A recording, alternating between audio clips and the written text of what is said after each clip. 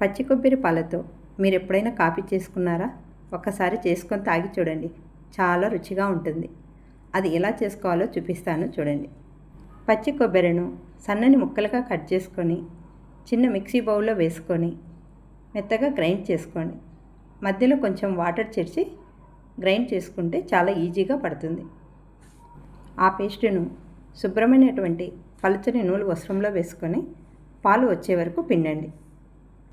ఇప్పుడు ఒక కప్పు తీసుకొని అందులో బ్రూ పౌడర్ కానీ లేకపోతే సన్ రైజ్ ఇలాంటి కాఫీ పౌడర్ ఏదైనా వేసుకొని అందులో కొంచెం వేడి నీరు పోసుకొని స్పూన్తో బాగా కలపండి. నురుగు వచ్చేలాగా బాగా కలపండి. లేదంటే మీ దగ్గర హ్యాండ్ మిల్క్ ప్రోతర్ ఉంటే నురుగు వచ్చేదాకా తిప్పండి. ఇది కాఫీ, టీ లేదా పాలు ఫోమ్గా అంటే నురుగు రావడానికి ఉపయోగిస్తారు.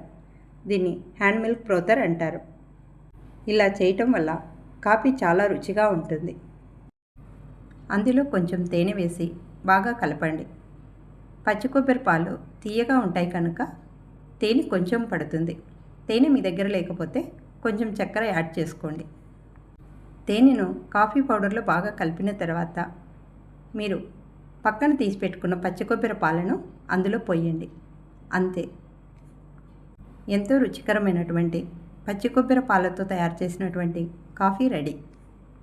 ఈ కాఫీ ఒక్కసారి తాగి చూడండి, మీరు మళ్ళీ మళ్ళీ చేసుకుంటారు. ఇలాంటి మరిన్ని వీడియోల కోసం మా ఛానల్ సబ్స్క్రైబ్ చేసుకోండి.